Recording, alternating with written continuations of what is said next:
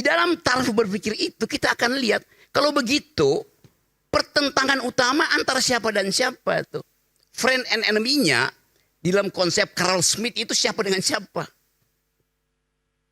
Pada analisis terakhir adalah Jokowi dan Megawati. Jadi jangan bawa Jokowi. Loh itu analisisnya begitu. Kalau otak kita mau kita pakai sempurna tuh.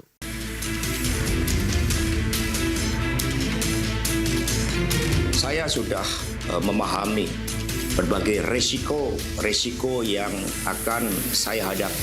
Dan ketika aparat penegak hukum digunakan dengan segala cara untuk melakukan intimidasi, maka pilihan untuk menghadapi tembok tebal kekuasaan itu wajib dilakukan oleh kader-kader PDI Perjuangan.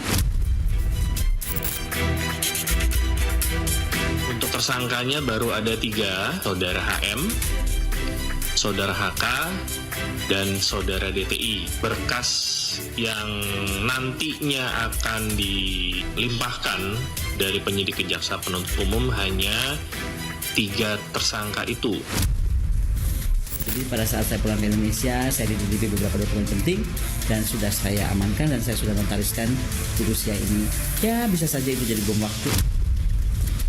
Koni Bakri sempat menyebut nama Ibu Iriana Jokowi untuk jangan tenang-tenang saja, itu responnya gimana Pak? Biasa aja, dibilang PKI, dibilang anaknya Gerwani, dibilang anti AC, dibilang anti ASEAN, dibilang ijazahnya palsu, komplit.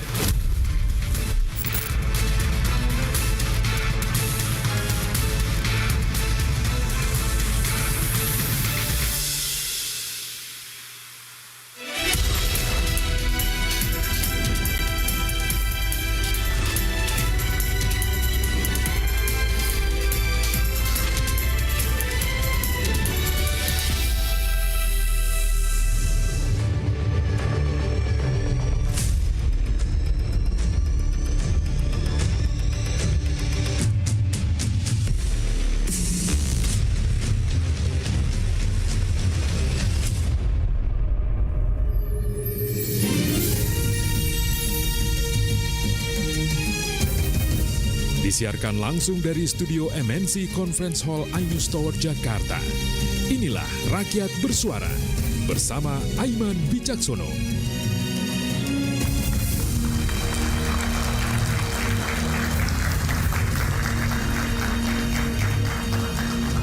Bom waktu skandal pejabat. Ada 3 pertanyaan. Pertama, apa jenisnya? Siapa pejabatnya? Dan kapan bom waktu skandal akan diledakkan? Benarkah dokumen itu nyata atau hanya sebatas gertakan belaka? Saya Aiman Wicaksono. Inilah Rakyat Bersuara.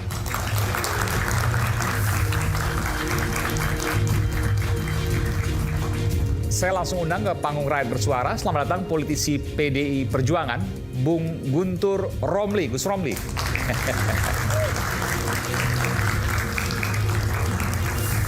Silakan, Bang Gun Romli, sebelah sini. Kemudian saya panggilkan politisi Partai Solidaritas Indonesia, Mas Ade Armando.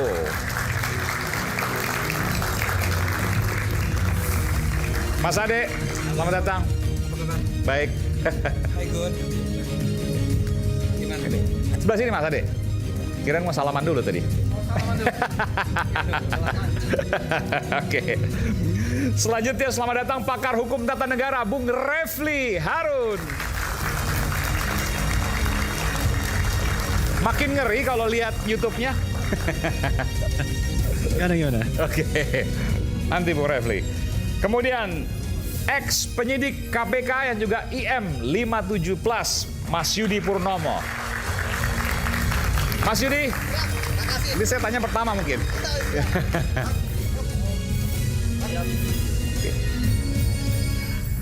Selanjutnya Wakil Ketua Umum Jokowi Mania, Joman Andi Azwan. Bung Andi, selamat datang. Selamat malam. Malam, Kang Aiman, sehat? Sehat? Wah, luar biasa. Ya, Bang Refli. Guntur. Dan nanti kami akan panggilkan masih dalam perjalanan Bung Rocky Gerung, akademisi, dan juga pada segmen setelah ini nanti kita juga akan panggilkan Mbak Connie Rahakunini Bakri langsung dari Rusia. Tapi nanti saya ingatkan kepada para narasumber bahwa hari ini ya, bahkan kita selalu live ya, kita selalu bersiaran langsung. Jadi apa yang disampaikan tidak pernah bisa ditarik kembali. Dan apa yang disampaikan tentu harus bertanggung jawab pada pemirsa. Baik, kita langsung menuju saya ke Bung Yudi dulu deh. Bung Yudi, hari ini kita mendengarkan ada peristiwa ya, penggeledahan di rumah Sekjen PDIP Hasto Kristianto. Penyidik melakukan penggeledahan, tapi ada dua sisi nih. Tadi kuasa hukum dari Mas Hasto mengatakan bahwa nggak ada yang diambil, nggak signifikan, cuma ada 1 atau 2 barang. Lebih banyak bercanda-bercanda, ketawa-tawa. Tapi kemudian biasanya kalau penggeledahan itu dilakukan artinya penyidik sudah yakin akan ada tindak pidana. Yang mana sebenarnya yang benar sesungguhnya? Ya, tentu ketika melakukan penggeledahan, Mas Aiman ya, itu bukanlah sembarangan ya. Tentu sudah diuji. Ya, mengapa harus menggeledah tempat tersebut? Yang kemudian dikeluarkanlah surat perintah penggeledahan. Bahwa kami penyidik ya, ketika kemudian melakukan penggeledahan, tentu ada banyak hal yang ingin didapatkan. Pertama, barang bukti. Ya, kemudian yang kedua, apakah ada orang yang bersembunyi di sana? Ya, yang ketiga, menemukan orang dan lain sebagainya. Saya menganalisis bahwa ketika penyidik hari ini melakukan penggeledahan, tentu saya duga ada kaitan bahwa mereka ingin ya mengetahui keberadaannya Pak Hasto di mana. Karena sampai saat ini kan kita belum Tapi bisa... kalau penggeledahan kalau untuk mencari di mana Mas Hasto gampang kan? Ya, karena penyidik saya melihat kelas KPK kan bisa jadi penyidik berbagai cara lah. Iya, bisa berjaya. Itu kan salah satunya makanya. Oke. Karena penyidik mungkin ingin menyampaikan surat pemanggilan ulang. Kan kemarin kan Pak Hasto nggak datang. Dan minta reschedule. Ya, oleh karena itu bisa jadi penyidik pun kemudian kita akan penggeledahan dan kemudian tadi kan disampaikan ada barang yang ditemukan dan saya pikir ketika ada barang yang diambil itu pasti ada hubungannya ya dengan perkara yang dimaksud. Seperti itu Mas Aiman. Jadi Anda menyimpulkan bahwa penyidik meyakini bahwa tindak pidana itu nyata, begitu ya? Dari kemarin kan kita sudah mengatakan bahwa itu nyata. Tinggal bagaimana pembuktiannya di pengadilan. Ini kan dia masih statusnya tersangka. Tentu kita harus hargai Mas Hasto asas praduga tidak bersalah ya. Nah, namun dengan telah ditetapkan sebagai tersangka, ini kan ada satu keyakinan dari penyidik ya, kemudian untuk melengkapi berkas dan kemudian dibawa ke pengadilan seperti itu. Dan kemudian ketika ada tindakan penggeledahan, saya pikir ini sebenarnya merupakan hal yang biasa ya di dalam suatu tindakan penyidik ya. Artinya bahwa tentu penyidik sudah melakukan ini ya rencana ya, termasuk pada hari ini. Kita nggak tahu mana lagi yang digeledah, mana lagi saksi yang dipanggil. Kan kita lihat dalam beberapa hari ini kan banyak kejutan-kejutan yang dilakukan oleh penyidik KPK, termasuk memanggil Pak Sompi, ya kan, kemarin Wahyu Setiawan, termasuk ada salah satu mantan anggota Bawaslu juga. Cepat jalannya ya? Cepat sekali. Ini yang saya menarik ya, bahwa KPK sepertinya melakukan sprint kalau saya katakan. Seperti itu Mas Aiman. Oke. Bung Gun Romli, ada komentar soal ini? Ya, soal penyidik KPK yakin katanya, dan cepat tadi sprint katanya. Ya, soal penggeledahan ini bagi kami itu keanehan. Pertama, ketika menetapkan tersangka Mas Hasto, Ketua KPK menyampaikan sudah banyak bukti-bukti yang didapat. Terus penggeledahan ini untuk apa? Kemudian disampaikan juga tadi, saya juga mengontak kuasa hukumnya Mas Hasto yang di sana. Juga KPK tidak menemukan suatu hal yang berarti. Baik, ini yang keanehan yang kedua. Jadi bagi kami ini adalah upaya hanya untuk pengalihan isu. Pengalihan isu? Pengisu karena pada hari ini juga ada aktivis anti korupsi, LSM yang datang ke KPK. Ada Bung Rai, ada Mas Ubaidillah Badrun ya. Kan terkait dengan laporan OCCRP yang menyebut Jokowi sebagai salah satu finalis terkorup di dunia 2024. Saya kira ini yang patut diduga untuk mengalihkan isu tersebut. Karena kita melihat masalah KPK sekarang itu sangat mengecewakan. Mengapa kita sebut dengan sebuah pengalihan isu? Karena itu bisa masuk akal ketika sebelumnya KPK menggeledah kantor BI dan sudah diumumkan tersangka 2 orang oleh deputi penyidikan, kemudian diralat oleh juru bicara KPK. Jadi kami melihat ini ada benang merah antara intervensi dari pihak luar kepada KPK, termasuk juga upaya untuk mengalihkan isu dari pengumuman OCCRP bahwa Jokowi adalah finalis terkorup sedunia tahun 2024. Pengalihan isu, Bung. Ya, saya pikir begini, harus diluruskan ya bahwa memang kasus karena kan berbeda-beda. Satgas yang menangani kasus BI berbeda, Satgas yang menangani kasus Pak Hasto berbeda, kemudian orang yang menerima laporan kalau yang tadi benar ada yang melaporkan berbeda-beda. Jadi semua punya tupoksi masing-masing, ya kan? Jadi tidak ada campur baurnya, termasuk ketika hari ini misalnya penyidik melakukan penggeledahan, tentu kan mereka sudah merencanakan dari lama dan tidak ada mereka tahu bahwa hari ini ada lapor, nggak tahu. Ini kan sebuah hal yang berbeda menurut saya. Tapi sekali lagi kalau mau dicocok logi ya silakan saja, kan begitu. Ya, bagi saya nggak bisa diterima alasan itu karena itu masuk dalam suatu kelembagaan. Apakah Anda mengatakan bahwa untuk Satgasnya kasusnya Mas Hasto itu tidak bisa diintervensi, sementara Satgas untuk yang menggeledah kantor BU itu bisa diintervensi? Enggak. Itu sama-sama yang mengatakan bahwa lembaga KPK itu bisa diintervensi. Bukan apalagi diintervensi, tapi tadi bukan, Mas Yudi, ini kita gantian aja Mas Yudi. Tadi Anda juga mengatakan bahwa, dan bagi saya juga suatu keanehan, tiba-tiba ini seperti sprint, ya, memanggil banyak saksi dan sebagainya, dan ada keanehan di situ. Padahal dalam kasus-kasus yang lain KPK sangat lambat.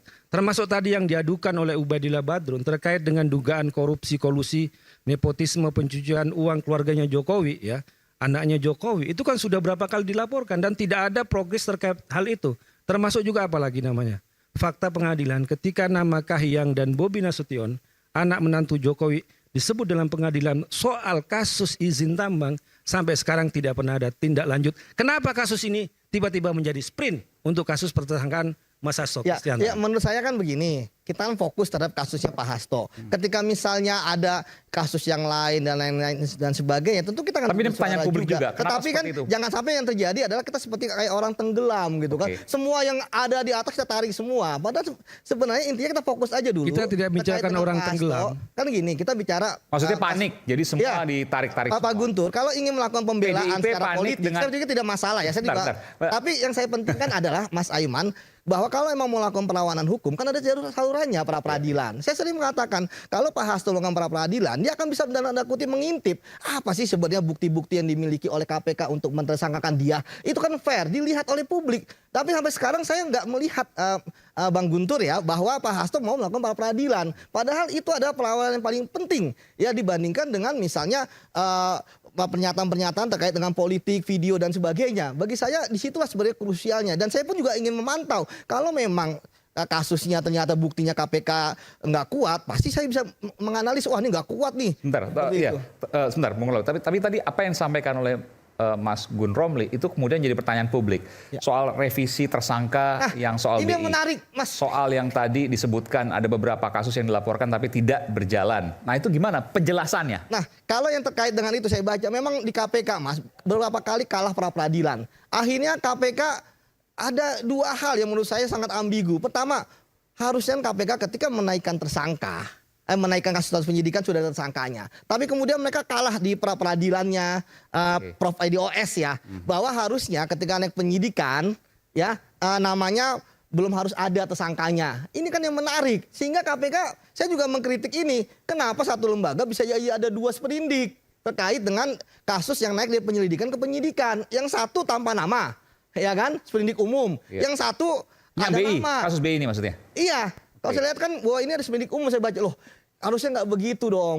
Kalau misalnya akhirnya Bang Guntur mengatakan bahwa wah ini kan ada dualisme, emang ada dualisme seperti itu. Ini yang menurut saya. Jadi ini administrasi aja atau ada tarik-tarikan di atas? Nah, kalau saya melihat ini administrasi aja. Buktinya kan saya lihat diperiksa-periksain kok. Tinggal bagaimana cara menetapkannya. Memang Bang Guntur Romli, KPK sekarang ini saya lihat memang dilema sekali akibat pelemahan-pelemahan yang terjadi.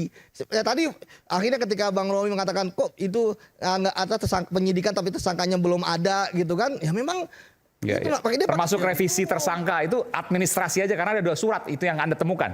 Iya, karena seperti itu. Ya kalau kami melihat ini ada upaya untuk tebang pilih. Melihat kasus kalau yang tersangka, yang terduga itu kritis terhadap kekuasaan, terhadap Jokowi, langsung sprint. Cepat-cepat saksi dipanggil melakukan penggeledahan. Tetapi kalau yang disebut dalam fakta pengadilan, dalam laporan dan sebagainya itu orang-orang yang berpihak kepada kekuasaan, maka di situ tidak ditebang. Ini adalah namanya fenomena tebang pilih. Terkait upaya hukum ya, upaya hukum yang akan dilakukan oleh Mas Hasto, itu nanti tim pengacara juga yang akan menyampaikan ya tentang pembelaan-pembelaan. Kami bukan tidak mau melakukan pembelaan, itu ada. Tapi strategi itu tidak akan pernah dibuka di pengadilan. Tapi pertanyaannya adalah, di muka umum maksudnya. Pertanyaan adalah, ketika kami mengajukan pra-peradilan, apakah sistem itu bisa dipercaya atau tidak di tengah suasana seperti sekarang ini? Korupsi 300 triliun, hukumannya cuma 6,5 tahun. Jadi ini kita bicara soal pemberantasan korupsi, soal sistem peradilan kita, soal tidak ada yang terlihat ada tebang pilih. Ada keraguan di situ. Di situ jelas sekali ada keraguan. Apalagi kalau kita bicara dengan apa yang kami lihat, framing yang dibacakan oleh Ketua KPK saat menetapkan Mas Hasto Kristianto, itu benar-benar adalah framing politik. Kami tidak ingin mengatakan bahwa ini kasus politik awalnya.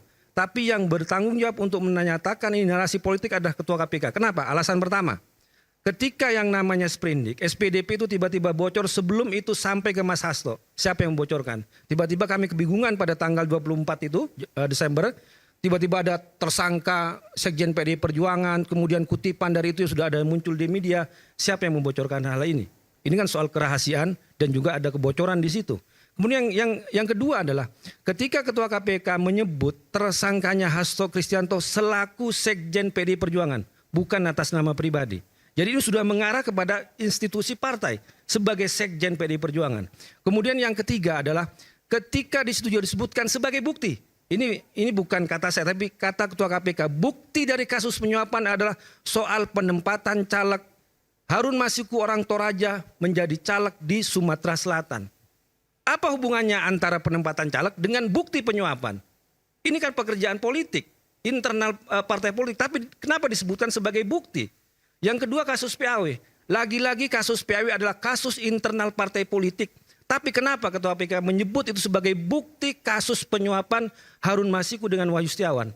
Jadi kalau dilihat ini kasus adalah kasus politik bukan karena kami mau mengatakan demikian. Tapi karena narasi, framing yang dipakai oleh Ketua KPK ketika menetapkan Hasto Kristianto selaku Sekjen PDI Perjuangan. Itu kami melihatnya seperti itu. Bung Andi atau Mas Adi mau menyampaikan? Terima kasih.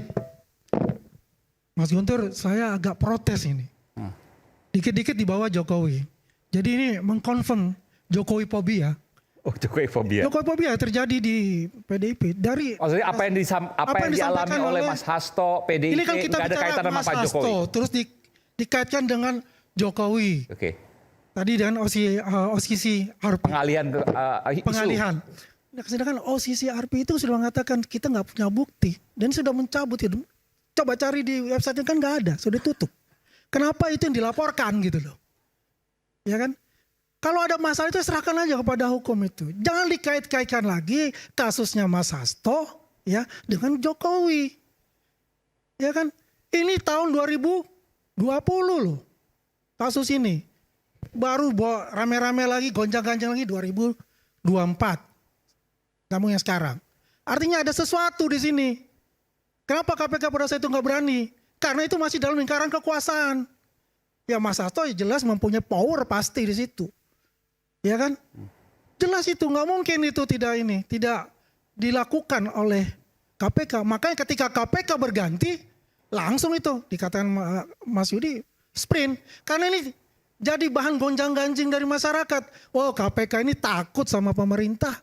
KPK ini yang dibilang independen enggak tuh. Kan seperti itu. Kita hormatilah hukum sekarang. Apa yang dilakukan oleh KPK itu kita hormati. Dilakukan penggeledahan seperti itu ya mungkin prosedurnya itu apa yang dikatakan Mas Yudi. Tapi tolong jangan dikaitkan dong dengan Jokowi dan keluarganya. Dikit-dikit Jokowi dan keluarganya. Jokowi fobia rupanya ini. Makasih. Terkait dengan Jokowi ada dua hal. Pertama masalah hukum dan juga masalah politik. Masalah hukum adalah ketika saya menyebut nama Jokowi, saya ingin mencontohkan ada kasus tebang pilih di sini. Jadi KPK sangat tajam kepada kasus Sekjen PDI Perjuangan, tapi sangat tumpul kepada Jokowi dan keluarganya. Jangan lupa, nama Jokowi disebut dalam pengadilan kasus korupsi. Kasusnya mantan Dirut Pertamina, Karen Agustiawan. Yassin Limpo disebutkan juga, Joni Plate disebutkan juga, dan beberapa kasus yang lain. Ini adalah fakta-fakta pengadilan penyebutan nama Jokowi di situ. Kemudian juga saya katakan tadi, penyebutan Jokowi dan keluarga bukan juga dari saya, tapi laporan misalnya Ubaidillah Badrun yang sudah Mungkin ini yang ketiga kali dia menyampaikan laporan kepada KPK. Kemudian juga apalagi apa yang disampaikan oleh almarhum Faisal Basri yang videonya sangat viral. Dugaan penyelundupan biji nikel yang merugikan negara ratusan triliun dan menyebut nama Bobi Nasution, menantu Jokowi, sebagai salah satu yang diduga terlibat dalam kasus ini. Kemudian juga Blok Medan dan semuanya ini kan nama-nama yang sudah beredar di publik. Bukan kita ingin mengatakan benci kepada Jokowi atau fobia kepada Jokowi, tapi adalah fakta hukum. Kemudian juga adalah fakta politik. Karena kami juga apa yang disampaikan oleh Sekjen PDI Perjuangan ya, ketika sebelum ditersangkakan tersangka oleh KPK, ada yang datang kepada dia dan dia itu sudah dikutip oleh majalah Tempo bahwa kalau sampai Jokowi dan keluarganya dipecat, maka akan ditersangkakan kasus Harun Masiku. Dan ancaman ini, pesan ini tidak hanya pada tahun 2024, tapi sudah setahun lebih dari tahun 2023. Setiap Mas Hasto, Sekjen PDI Perjuangan berbicara kritis, berbicara lantang, selalu ditakut-takuti dengan kasus Harun Masiku. Tapi karena dia yakin tidak pernah terlibat dengan kasus Harun Masiku, segala pesan, segala ancaman, segala intimidasi tidak dihiraukan. Dan tidak takluk, tetap keras, tetap lantang bersuara kalau demi kebaikan negeri ini. Begitu, Mas. Coba pertanyaan tadi, di mana kemudian benang merah Pak Jokowi misalnya di dalam kasus Mas Hasto? Seberapa bisa ia yang bukan presiden lagi kemudian mencawe-cawe? Ya kalau kita melihat apa yang disampaikan oleh Mbak Bivitri, bahwa komisioner KPK saat ini adalah orang yang dipilih dan ditetapkan oleh Jokowi. Dan Pak Prabowo hanya melantik. Ya. Kemudian juga seakan-akan dari banyak kasus yang ada di KPK yang merugikan negara triliunan, termasuk juga buronan yang lebih lama yang dari namanya Harun Masiku, yang namanya Kirana Taiming kalau nggak nama Tionghoanya dari sejak 2017. Seakan-akan itu bukan prioritas, tapi yang prioritasnya adalah mentersangkakan Sekjen PDI Perjuangan yang baru dipecat. Saya nggak setuju kayak begini, itu. Ya kan? Kalau begini ini sudah mengkonfirm lah ya, sudah Jokowi Popia benar di sini, teman-teman ini kita ini. Ya bahwa kan? tadi kemudian pimpinan KPK adalah dalam tanda kutip orangnya Jokowi, itu gimana? Tadi mengatakan Mbak Bivitri dipilih dan ya mengatakan mengkonfirmasi itu bahwasanya itu orang KPK adalah dipilih Jokowi. Bagaimana dikatakan dipilih Jokowi? Sedangkan itu dipilih di DPR RI. Melalui proses. Betul nggak Mas Yudi? Melalui proses. Yang pilih itu DPR RI termasuk PDIP.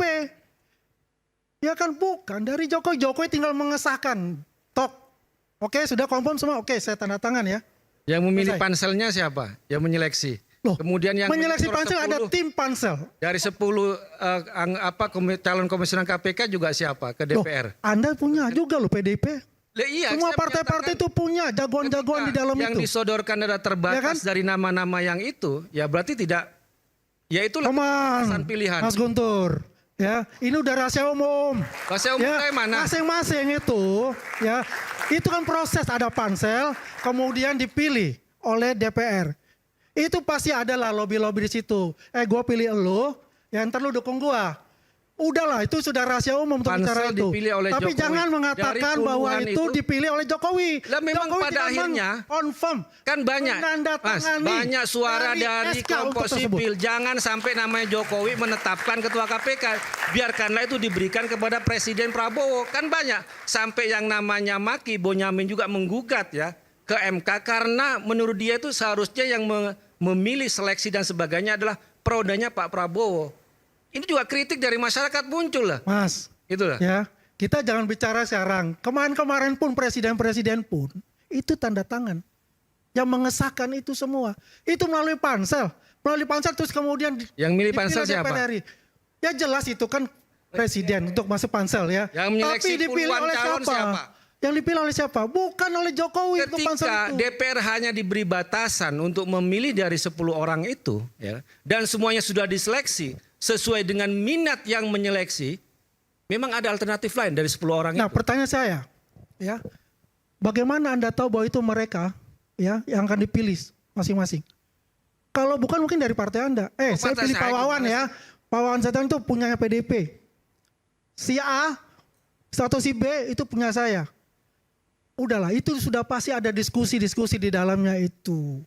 Ya. Saya tidak mendengar informasi itu bahwa Oh, ya yang sudah, kalau nggak mendengar, dihadirkan kalau pada saya mendengar calon-calon itu. di situ sudah Isu diseleksi hangat oleh kadang bikin Presiden penat, Jokowi. apalagi kalau kita tidak bisa mencerna dengan cermat. Jangan lupa secangkir kopi hangat yang nikmat untuk menemani kebersamaan dalam program Rakyat Bersuara bersama saya Aiman Wicaksono. Segera kembali.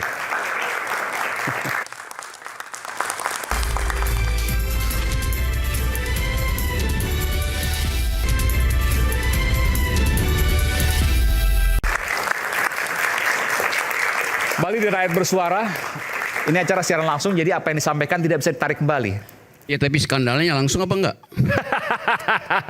Nanti kita tanya ke Mas Guntur dan Mbak Wadi nanti. Tapi sebelum saya tanya ke sana, saya ke Bung Refli dulu. Bung Refli, kalau tadi dikatakan kenapa nggak pra-peradilan? Karena ada keraguan, satu. Yang kedua, kenapa kemudian ini dilakukan penggeledahan, Mas Hasto? Karena untuk salah satunya ada kecurigaan terkait dengan pengalihan isu karena Bang Ubed dan lain sebagainya hari ini melaporkan terkait UCCRP.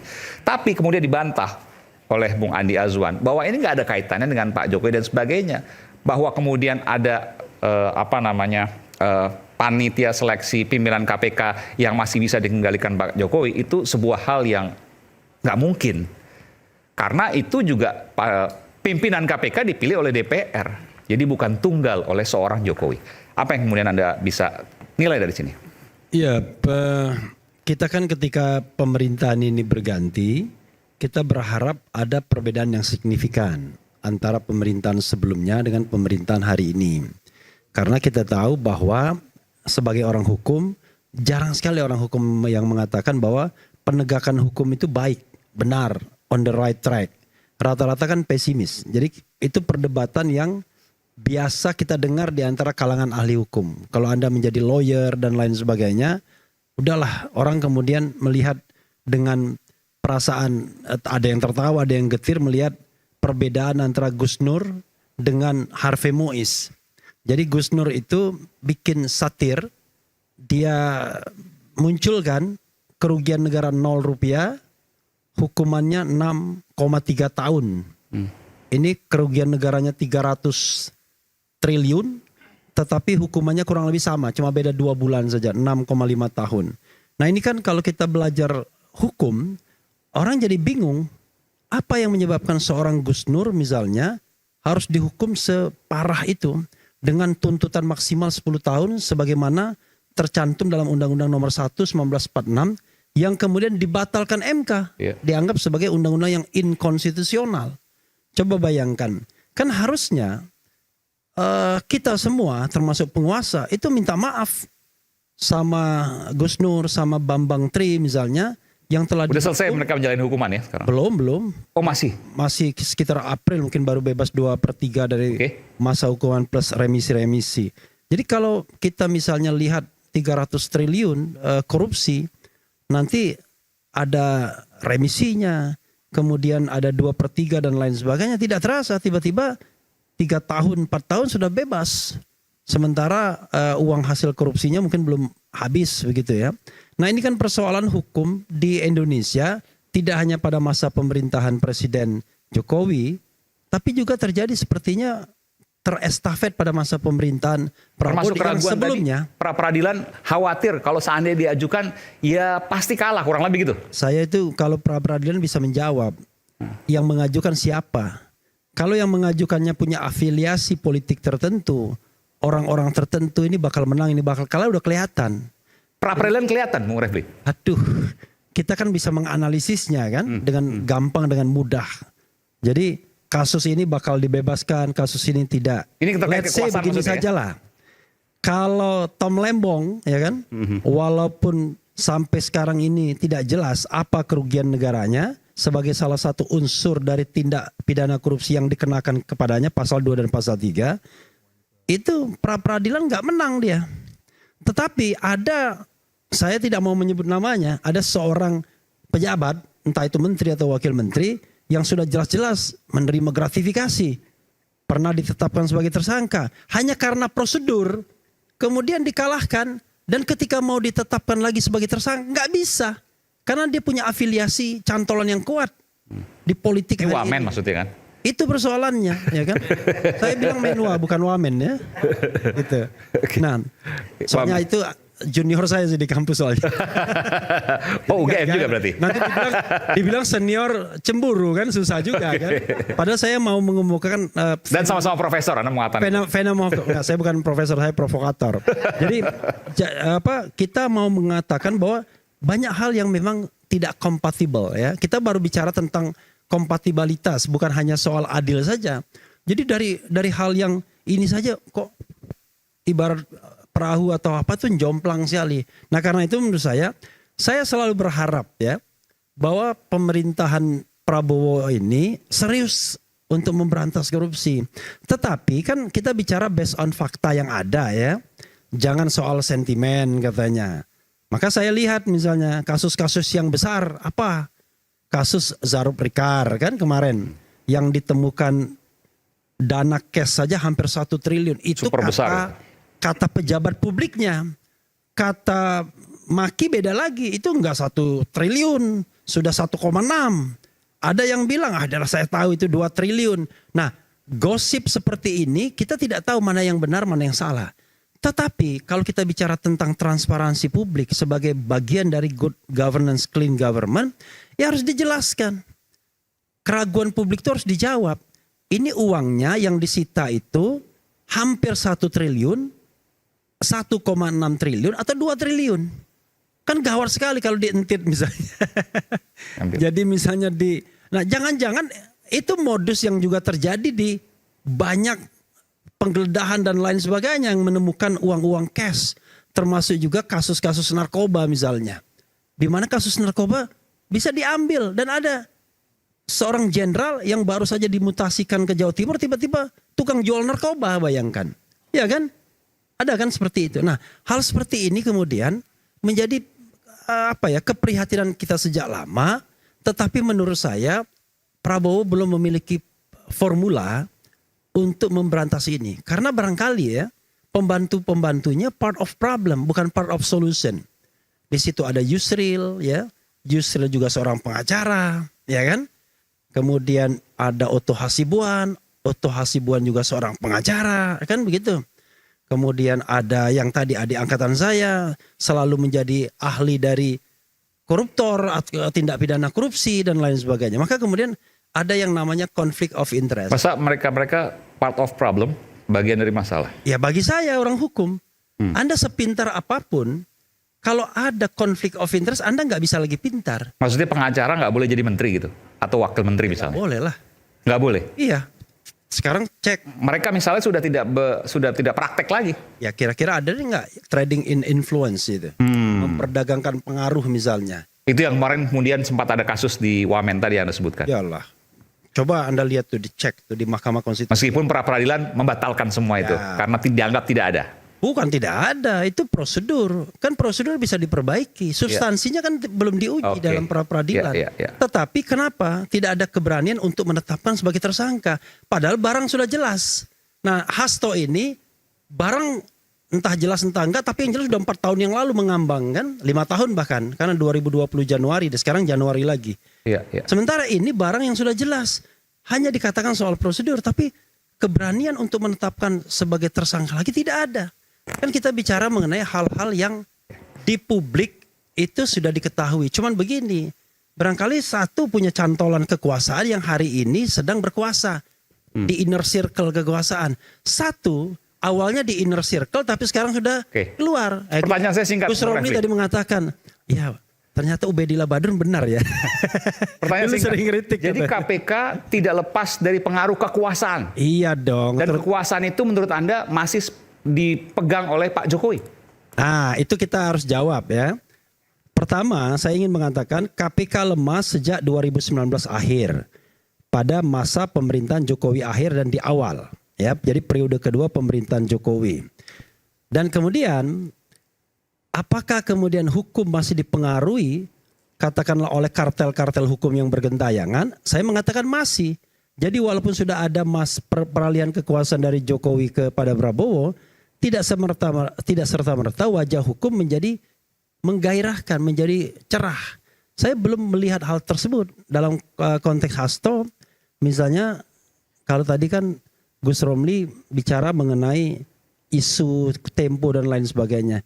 Saya entah seseorang tiba-tiba dengan baik mengatakan, memperdengarkan suara Hasto sendiri yang mengatakan diincar karena Jokowi ada orang yang mau bernegosiasi agar jangan sampai dia dipecat. Tapi bentar, tadi kan disampaikan oleh Bung Ade Asman, gimana cara mempengaruhinya? Orang udah nggak berkuasa, nggak menjabat, pansel aja juga dipilih oleh DPR, logikanya gimana untuk ini logika Aiman ini seperti logika nyari anak kecil aja, nyari kalau A ke B, B ke C. Ini kan saya mengutip dari Bung Andi. Sekarang ini biar terang benderang. Kalau Prof, biar terang benderang, Prof. Ya, kalau Anda hutang ya kan, hutangnya besar, pemilu misalnya. Ini baru sebulan kekuasaan yang dinikmati oleh Prabowo akibat investasi yang besar dari Jokowi. Kan itu aja, frankly speakingnya kan. Investasi Jokowi besar sekali untuk memenangkan Prabowo. Termasuk juga menaruh anaknya di situ. Ya kan. Lalu sekarang kekuasaan itu baru dinikmati selama 100 hari kurang. Jadi menurut saya untuk renggang itu ya nantilah. Tunggulah kira-kira 6 bulan ke depan atau 1 tahun ke depan. Nah nanti akan kita lihat. Itu harapan Bung Refli, kan belum tentu juga. Apakah kekuasaan Jokowi masih kuat ataukah Prabowo yang kemudian variabelnya makin menguat dan kemudian kita lupa sama Jokowi. Ya kan? Dan lupa juga kalau bahwa ada wakil presiden yang namanya Fufu Fafa. Bung Andi, Anda mau membantah itu? Jadi itu seperti logika anak kecil. Itu tadi kok saya kutip ya. Jadi kita kayak main Squid Game. Oke, lagi trending itu. Kan sudah jelaskan, jelas itu tidak ada lah campur tangan dari Jokowi untuk masalah itu. Kan sudah selesai. Karena apa? Logikanya nggak masuk. Logikanya nggak masuk. Masalah pansel itu kan sudah jelas. DPR RI kok. Yang menentukan itu si A, si B, si C. Utang budi ke Pak Prabowo, terus kemudian kekuasaan membantu Pak Jokowi. Ini, kalau kita bicara Pak Prabowo dan Pak Jokowi. Pak Prabowo utang budi maksudnya? Kalau hutang budi saya rasa bukan hutang budi lah. Ini punya visi negarawan yang sama-sama besar. Ingin melihat negara ini maju dan berkesinambungan. Jadi ada estafet. Ya. Terlepas bahwa itu adalah partai-partai politik yang mendukung beliau. Ya kan? Beliau kan gak punya partai politik. Kalau bicara PDIP kan berbeda. Di mana dia itunya kan? Bahwa dia itu adalah hutang budi misalnya. Enggak. Tapi punya visi yang sama untuk negara ini. Itu kuncinya sih di situ. Pengen negara ini maju, ya. Estafet itu jalan sampai 2045 itu Indonesia masih tercapai. Oke, saya ke Mas Yudi. Kalau tadi logikanya gimana? Satu sprint untuk kasus Mas Hasto misalnya. Tapi ada yang misalnya pra-peradilan udah kalah, nggak diproses lagi. Lalu kemudian ada pelaporan banyak tidak diproses. Dan itu semua terkait dengan kekuasaan, kecurigaannya. Silakan. Ya, itulah yang menjadi kritik kita ya kepada KPK. Bahwa adanya perbedaan perlakuan terhadap suatu kasus. Itu yang tentu akan menjadi senjata untuk mengkritik KPK. Padahal harusnya semua diperlakukan sama. Tapi itu pengaruh kekuasaan atau apa itu? Nah kalau saya nggak ngelihat kekuasaan ya. Saya ngelihat bahwa kenapa ini nggak dijalankan. Tadi yang disampaikan oleh Prof. Refli. Ini bukan karena kekuasaan. Bukan hanya satu pra-peradilan loh Prof. Ada 2 Prof. Satu peradilan malah 3 tersangka. Ya kan? Jadi 2 pra-peradilan KPK kalah. Biasanya waktu di zaman saya begitu kalah secepatnya kita melakukan ekspos. Ya kan? Naikkan kembali. Iya kan? Kenaikan ini kan kenapa enggak? Ya, seperti kasus Setia Novanto dulu ya. Iya, Prof. Itu saya juga terlibat di situ, Prof. Jadi, sampai nggak tidur gitu kan. Jadi, Prof, benar. Jadi ketika sekarang ini pimpinan sudah berganti, udah berapa bulan? Mungkin penyidiknya udah menangani kasus yang lain. Jangan-jangan udah dilupakan 2 kasus itu yang kalah. Ini kan menarik. Makanya sekarang benar kita ingatkan kembali, masih ada 2 loh. Ya, yang pertama terkait Gubernur Kalsel, yang kedua terkait dulu mantan Wamenkumham. Ya kan? Iya, jadi 2 itu nih mau diapain nih kasus? Formilnya emang dia kalah, prosesnya benar seperti dikatakan oleh Prof. Rafli ya. Tetapi material masih ada loh di KPK, alat bukti masih ada, barang buktinya seperti apa? Tapi Anda membantah bahwa itu semua dilakukan bukan terkait kekuasaan, nggak ada kaitan kekuasaan sama sekali? Nah, kalau misalnya dicocok logi ya ada gitu ya. Tapi nanti saya katakan buktinya susah atau gimana? Ini harusnya segera dinaikkan. Makanya nih, saya sepakat bahwa ketika Pak Hasto ya dijadikan tersangka pertama oleh pimpinan yang baru ini. Pimpinan baru ini kan berarti sudah menaikkan standar tinggi. Saya berani menaikkan kasus sekjen partai. Terbesar lagi. Nah, Kalau itu aja berani, yang lain juga harusnya mau dong. Kalau tidak terkonfirmasi apa yang dikatakan Prof. Refli, ada kekuasaan lah, ada inilah, ya kan? Itu karena dua ini yang jelas. Kalau yang lain masih laporan, masih panjang lah prosesnya. Saya bicara yang jelas aja. Ini dua kasus masih tinggal naikin doang sprindiknya. Kok nggak bisa? Ada apa? Kan tinggal tanda tangan. Saya mencium tinggal sprint kayak Pak Hasto ini. Mencium keanehan di pernyataannya Mas Yudi. Seakan-akan kasusnya Mas Hasto ini lebih tinggi daripada kasus-kasus lain yang jelas-jelas merugikan triliunan uang negara atau kasus-kasus lama. Jadi seakan-akan ini paling tinggi. Padahal kalau kita mau bicara, Mas Hasto ini bukan pejabat publik, bukan pejabat negara, tidak ada kerugian negara dalam kasus ini. Seharusnya kalau orang yang waras, yang diprioritaskan adalah kasus-kasus besar yang jelas-jelas merugikan keuangan negara, karena disitulah fungsi KPK diciptakan, bukan sebagai alat politik. Sekjen partai adalah target utama. Ini saya lihat keanehan. Nggak, korupsi itu nggak harus merugikan keuangan negara, Bang. Ada 7 jenis di dalam undang-undang. Pemerasan, gratifikasi, menyuap dan sebagainya. Jadi kita nggak bisa apple to apple bahwa ini kasus kerugian negara prioritas sebagainya. Saya pikir ketika ada kasus di KPK ya harus tuntaskan. Ya ketika misalnya tadi ada kasus yang KPK ngambang, nggak jelas, dianggap tebang pilih, ya itu risiko yang harus dihadapi oleh KPK seperti itu. Jadi nggak ada yang namanya ini mengincar, yang namanya ini nggak, semua pasti ada alat bukti. Saya masih yakin bahwa teman-teman saya di KPK penyidik nggak akan ada keterangan saksi dipalsukan, ada barang bukti diletakkan di rekayasa, enggak lah. Pasti tapi Anda ada. di kasus lain tidak menangkap keanehan. Kasus ada 2 peradilan. Makanya kita desak, Bang. Makanya gitu. saya anggap Kita Anda harus desak. fair dong. Loh, kan, kalau kasus ini nggak aneh, kok di sana nggak aneh, ini gimana Anda makanya ini? saya ungkapkan. Kecuali saya nggak ungkapkan, saya fair lah. Semua kasus tadi saya katakan itu KPK kapan naikkan sprindik, ya kan? Ini menarik. Ya, tapi ketika Pak Hasto, ya saya katakan itu sudah proses yang benar. Nah, kalau yang nggak benar, ini kita luruskan. Kita kan seperti meluruskan benang basah nih di KPK, ya kan? Nah, itu yang mau kita luruskan. Jadi Pak Hasto mendapatkan keadilan, yang lain pun juga adil, kan begitu, Pak? Enggak. Kalau bagi saya Anda tuh ngeliat tebang pilih. Kalau kasusnya Hasto penyidik KPK lurus, kalau kasusnya yang pra-peradilan yang kalah, yang 2 itu tidak lurus. Padahal sama-sama penyidik KPK dalam lembaga yang sama, di bawah kepemimpinan yang sama. Itu yang saya anggap Anda tidak fair dalam melihat kasus-kasus itu. Gitulah. Kalau saya nggak fair, saya nggak akan mengungkapkan dong. Ya kan diungkapkan. Makanya saya katakan di sini, ayo semuanya diluruskan, gitu kan, di jalan yang benar. Tapi begini, saya mau tanya. Kenapa kasus Mas Hasto ini menjadi menarik? Karena selain kasusnya tadi sekjen, ya kan, sebutan saja. Meskipun bukan yang besar, angka korupsinya masih jauh banyak lebih besar. Yang buron masih banyak juga. Tapi ini sprint gitu ya. Ada satu hal yang mungkin menarik, Bung Gun Romli, bahwa Mas Hasto menyimpan banyak rahasia, termasuk soal skandal pejabat yang ingin diledakkan dalam kaitan kebom waktu. Apakah itu kemudian yang membuat sehingga Mas Hasto sprint kasusnya? Atau ada hal lain? Nanti saya boleh ke Mas Guntur Romli, selepas jeda saya akan sedang balik. Tetap bersama kami Rakyat Bersuara.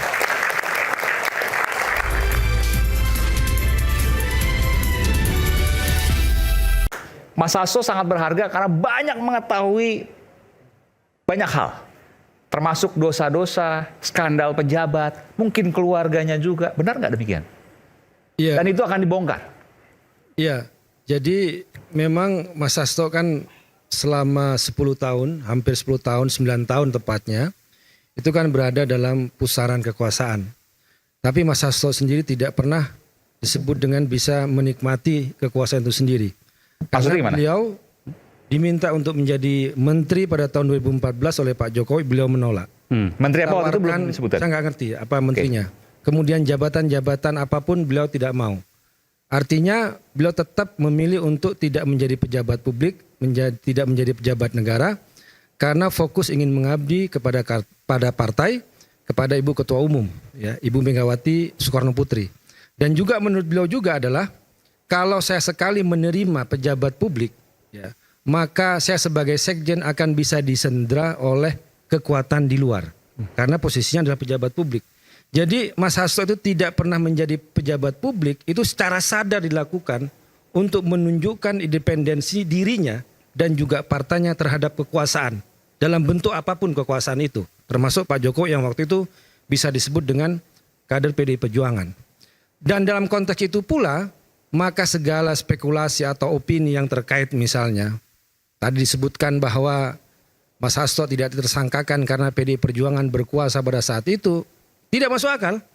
Kalau memang PDI Perjuangan bisa mengintervensi KPK saat itu, maka seharusnya kasus Harun Masiku tidak ada sejak awal. Tidak ada yang namanya OTT, tidak ada yang bongkar masalah kasus Harun Masiku dan Wahyu Setiawan. Kalau PDI Perjuangan bisa mengintervensi KPK. Walaupun misalnya ada, kita buka di sini, walaupun ada nanti ada penyidik KPK. Sempat waktu itu misalnya majalah Tempo menuliskan waktu ada tragedi di PT IKA yang kemudian di situ ada Mas Hasto di dalamnya, KPK mau menangkap tapi kemudian gagal karena dilindungi oknum tertentu waktu itu di situ. Ya. Itu Anda membantah itu? Kami membantah. Kenapa? Karena saya katakan dari awal. Itu 2020 kalau seandainya, seandainya PDI Perjuangan punya intervensi terhadap KPK, bisa menguasai KPK, maka kasus Harun Masiku harusnya tidak ada. Sama sekali bisa nol. Diantisipasi. Nol. Ya.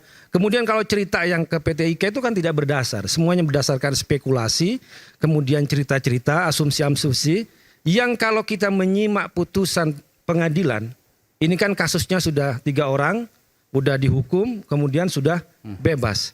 Kalau bicara kepada fakta pengadilan, cerita-cerita itu kan nggak ada. Asumsi-asumsi soal apa dirintangi dan sebagainya itu kan nggak ada. Misalnya bisa kita baca sendiri putusan pengadilan Tipikor Jakarta Pusat terhadap Wahyu Setiawan dan Agustiani tanggal 15 Agustus tahun 2020. Nomor putusan 28 halaman 160, 161 disebutkan bahwa uang yang diserahkan kepada Wahyu Setiawan itu dari Harun Masiku. Tidak ada nama Hasto Kristianto. Ini kasus penyuapannya aja. Jadi ini kalau kita kembali kepada kasus hukum. Kemudian cerita-cerita yang seperti soal perintangan itu nggak pernah bunyi di pengadilan. Tidak pernah menjadi fakta di pengadilan. Tidak seperti namanya Jokowi yang disebut dalam beberapa pengadilan korupsi. Ya saya sebutkan tadi apa aja pengadilan-pengadilannya. Tapi namanya masuk nggak ada dalam putusan pengadilan. Nggak ada dalam persidangan. Nggak pernah bunyi namanya. Tapi kan selalu dikaitkan dengan isu-isu yang ingin memframing. Bahkan ujung-ujungnya adalah mengkriminalisasi kasus Mas Hasto. Nah kembali kepada tadi, bahwa ini di sini tidak hanya Mas Hasto, tapi juga ada Mas Andi Wijayanto yang juga masuk dalam kekuasaan selama ini. Dan kalau kita lihat media sosial, 2 orang ini kan diserang dengan isu yang sangat personal, sangat pribadi.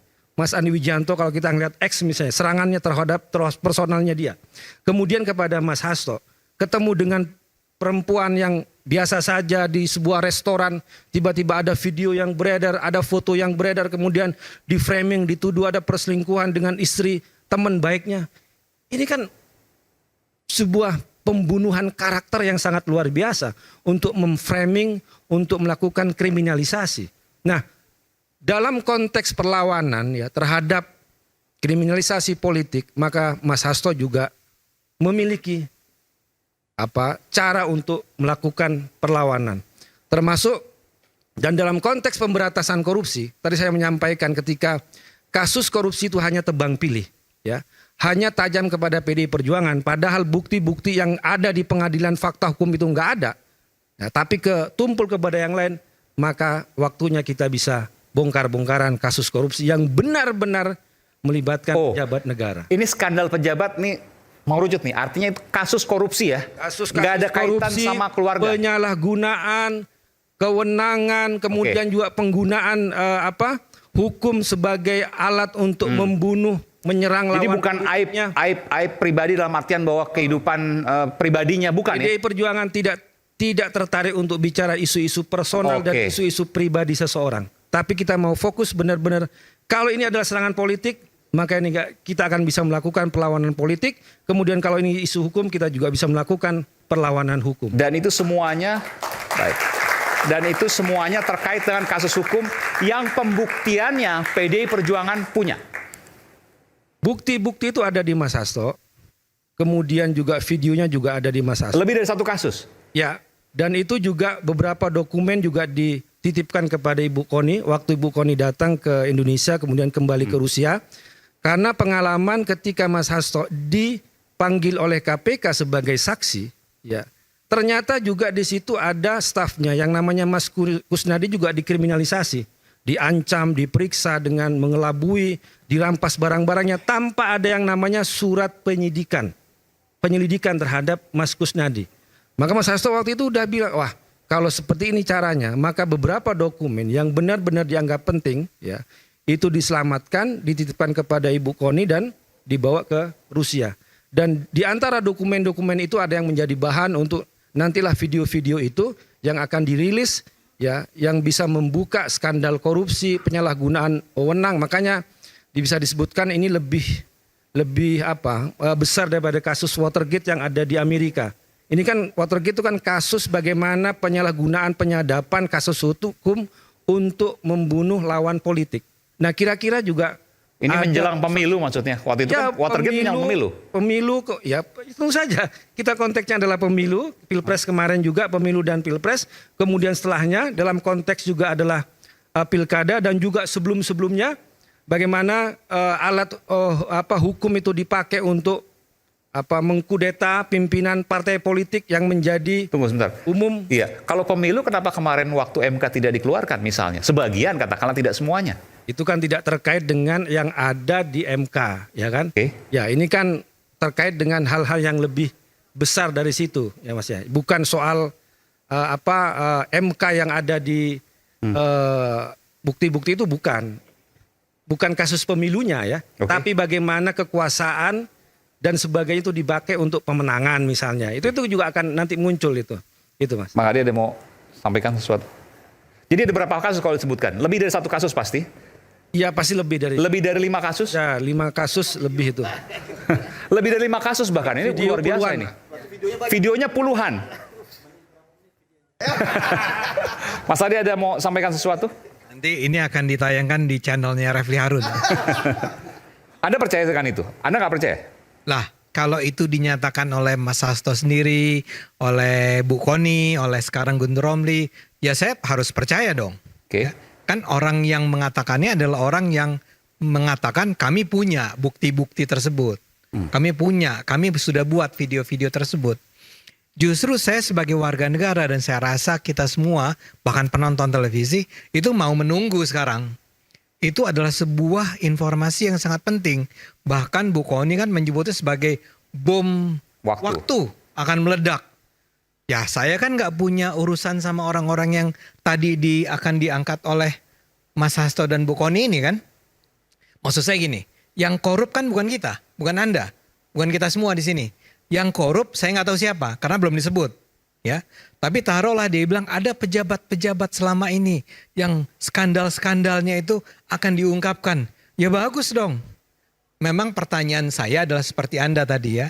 Bukannya seharusnya disampaikan lebih awal. Kalau memang Anda udah punya bukti-bukti korupsi, kenapa baru sekarang? Ya, kalau ini terjadinya misalnya bukan tahun 2024, tapi 2023, 2022, ya diungkapkanlah. Mestinya semua indikasi korupsi itu dibongkar. Saya kasih contoh nih, kenapa misalnya sekarang kita tadi dikatakan KPK tiba-tiba sprint nih isu Harun Masiku. Saya duga ini ada kaitannya kan selama 4 tahun, koreksi saya kalau saya salah nih KPK ya. Selama 4 tahun sebetulnya KPK ingin membongkar itu tapi nggak bisa. Saya duga ya. Saya duga ini antara lain ada kaitannya dengan mantan ketua KPK yang bernama Firly Bahuri. Ya, saya duga. Dia udah bersalah kan, mundur. Diberhentikan ya. Oh, dia tersangka sekarang. Jadi ini selama 4 tahun, teman-teman KPK itu ingin segera membongkarnya. Karena mereka merasa punya informasi yang cukup. Bahwa something terribly wrong terjadi nih dalam kasus Harun Masiku. Dan sejak tahun 2020, lagi-lagi koreksi saya kalau salah. Memang nama Hasto sudah disebut. Apakah sebagai tersangka, apakah terlibat, apakah pemeran, saya nggak tahu ya. Cuman sudah bahkan jadi maksudnya waktu itu diintervensi oleh PDI Perjuangan. Tapi tadi disebutkan. Saya nggak bilang ada intervensi dari PDIP. Ada kecurigaan ke sana. Tapi saya sebutkan. Saya tidak ya. Logikanya maksud juga tadi disebutkan. Kalau seandainya Mas Hasto sebagai sekjen pada waktu itu yang berkuasa, ya kan? Pada waktu kan 5 tahun lalu sebelum pemerintah sekarang berkuasa, nggak akan ada kasus Harun Masiku, itu gimana penjelasannya? Setuju, saya cuma mau bilang bahwa dalam 4 tahun tersebut dari tahun 2020 sampai 2024 ya pasti ada pihak-pihak yang dengan sengaja mencegah jangan sampai ini terbongkar. Karena buktinya adalah sekarang begitu udah ganti ketuanya, ya Firly Bahurinya diganti, ketua yang baru, dan kemudian PDIP-nya sendiri tidak menjadi sebuah partai dominan, ya tiba-tiba sprint. Dan itu menurut saya ya biasa-biasa aja. Selama ini ditahan-tahan, begitu dikasih kesempatan sprint, ya. Kalau Anda tanya ke saya, menurut saya Pak Hasto salah nggak? Saya sih percaya dia salah. Tapi kan saya percaya, belum tentu benar. Kok bisa percaya dari mana? Karena tadi dari 2020 sudah disebut, ya. Dari sekarang KPK pun dengan sangat percaya diri bilang bahwa dia, Pak Hasto, kami nyatakan sebagai tersangka, ya. Artinya mereka sudah punya cukup bukti nih untuk mengatakan bahwa Pak Hasto tersangka. Karena itu saya percaya. Saya nggak mau skeptis dengan apa yang dikatakan oleh KPK dong. Jadi data-datanya cukup untuk membuat kita percaya Pak Hasto bersalah. Nah, saya kembali ke pertanyaan Anda. Jadi memang data-data itu bahaya kalau ditutup-tutupi. Menurut saya apa yang dilakukan oleh Pak Hasto itu sebetulnya kurang tepat. Bahwa beliau itu selama ini sudah mengumpulkan bukti-bukti korupsi oleh para pejabat dari mana ke mana saya nggak tahu, tapi dia mengumpulkan data-data mengenai pejabat yang korup atau yang melanggar hukum, tapi dia diamkan. Nah sekarang ketika kasus dia sendiri lagi rame, kemudian dia bilang bahwa saya akan bongkar nih, ya. Menurut saya itu nggak pantas. Seharusnya nggak pantas dalam arti begini.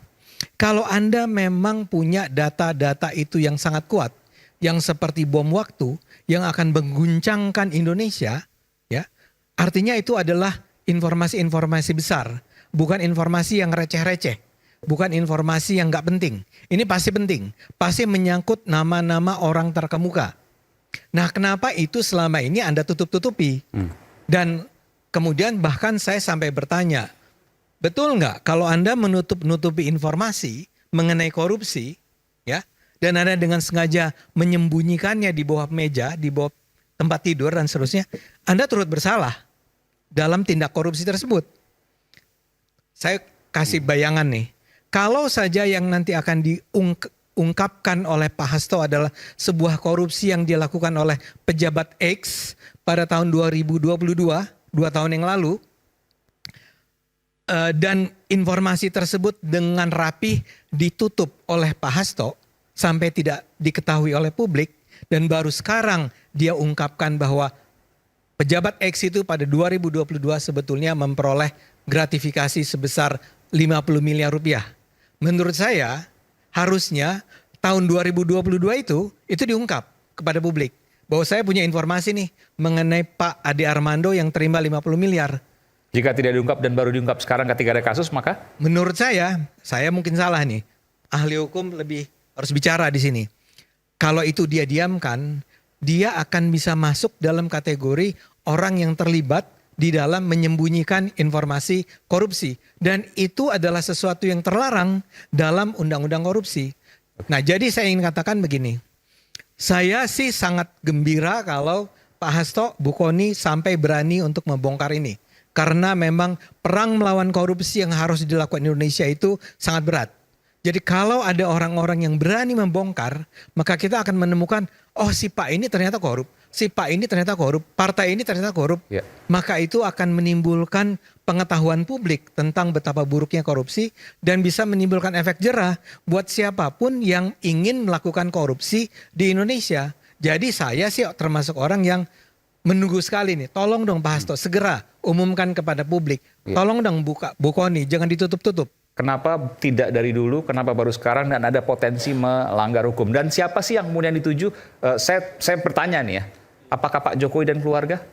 Saya mau jawab dulu yang soal kasus Harun Masiku. Kita akan kembali saat lagi baru kita akan termasuk Bung Rocky dan saya akan minta. Kita kembali saudara.